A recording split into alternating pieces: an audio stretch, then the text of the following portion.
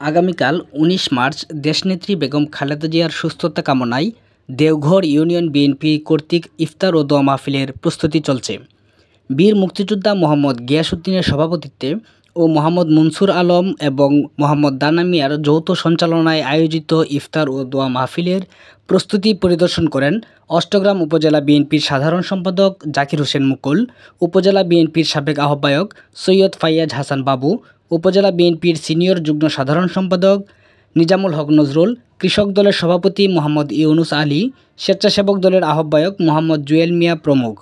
পরিদর্শন শেষে সৈয়দ ফাইয়াজ হাসান বাবু অষ্টগ্রাম অনলাইন টিভিকে জানান, দেশনেত্রী বেগম খালেদা জিয়ার সুস্থতা কামনায় হক সাহেব উচ্চ বিদ্যালয় প্রাঙ্গণে ২৫০০ মানুষকে ইফতার করানো সহ বিশেষ দোয়া অনুষ্ঠিত হবে।